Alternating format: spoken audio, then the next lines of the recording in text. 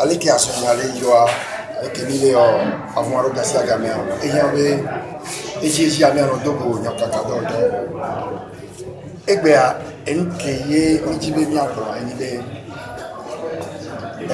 OIF Organisation internationale de la francophonie OIF donc délégation de Roda améliore Roda be il va c'est et améon beta amé l'école délégation ni madame Aïchatou Mindaoudou, anciennement ministre des Affaires étrangères du Niger, représentant spécial des Nations Unies à l'ONUCI, etc. Mon fils a tenu à les retraites au Guinée. Il y a OIF, les deux Roda et Babakomi. Voir, non, moi, et nous avons tout commis les deux amis, 2005, les derniers, et il y a des macouilles, il y a un coup d'État, et tout cas, les deux amis. Et Tandja, général Tandja, Mamadou Tandja, est président en exercice de la CEDEAO. Tandja va vacier, nous avons un beau domaine. Pour nous, ami para, et nous sommes qui les blonds à Webere, quel coup d'État tu as. On battait sans disposition constitutionnelle. Coup d'État, accord politique global, accord politique de la colonie. Il y a des avec les vacances du pouvoir à l'air. Il y a des élections et nous sommes et nous les deux comme surtout Tandja Koudononia, avec brutalité, avec impolitesse. Et nous dit, et nous n'y a pas voir quand même, min China Tido, organisation internationale, on avec expérience par les miassiers, mais a tout point de Amérique, non, si n'y a pas et nous qui y mis les tirs. Il y a non, moi, qui est que Tandja, on est comme il voit. Et va travailler les cas. Quand il y a un peu et va les tourner et nous qui elle est irresponsable. D'ailleurs, il y a une possibilité et du point les non violents. Mais on a caca autant sur Nigérien des cas. Améliore les miato mais donc pour moi. Bon, et mi bien c'est vrai. Et n'y a mais mi a encouragé tous américains. Et nous Joromi a dit les revendiquer. Ni Colomba mérite que bateau sont là alors. Mi autos on détient. Voilà que pour un ami quand même. On touche un amion. Yé ne madoukou nuera mettre à Gouibo pour nous pourrir. Patrick Lawson pour nous pourrir tout ne be enyake bele blanc même le long. Wa etite quoi avec bobo avant. Yé de mettre fin à la réunion nénia et bejo enyinde que yé ni moulobe wiro yé ekbea ekbava be a pour nous pourrir. Yen les globes mi les doit te peine au lot. Voir mi les doit confiance de paix. Doit dire et là qui nous on de paix et nous nous et nous qui veillons quand même. Avec les ni quoi organisation internationale au mer. Et là je parle en moment. Au recycler na améliore politiciens ko y retraite les wabe et tuome yo baleti todo na wea o recycler na we ne o batina todo na we vraiment mais on pataye do conviction la so wodo que yé surtout que yé togobe tu prends les dio bois amewa mi les vointo mi ego capacité et la qui et donc il y a fifi. Si vous voulez que nous connaissions, si vous voulez madame Mindaoudou, nous avons beaucoup d'ailleurs, le OIF a pas stabilité. Oh, mim OIF, OIF mo on est pénamion. OIF mo nous carré na mi le togo champolo. Ya magle. Bon, nemi pion de o na ndeo pepe. Voir mim dun de pe. Sokbanko OIF. Mon OIF Benyamire. Madame Aïcha Toumindaoudou. Mais et nous qui béo koumi gaon mais à Mimabou. Kudo miabe et nous komi les dia. Bé de manière catégorique. Azimia Djibenia ou nous qui même le dioa. Et y mingba les jufifio. Monsieur le Président, quelque chose banaré. N'y a pas de mal de l'État qui nous raconte. Mais nous n'y a des pépés. Monsieur le Président, il y a les nerfs qui ont banaré, mais pas sur les années qui me l'annon. Il y a un demi à commis.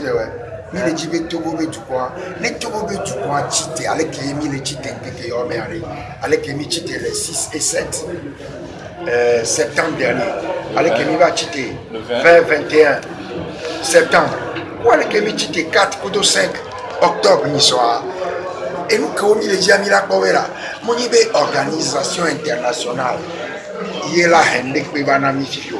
Le nami sobere, que Jamon le Waba, les Europe de l'Est, Allemagne de l'Est, le Waba Voire.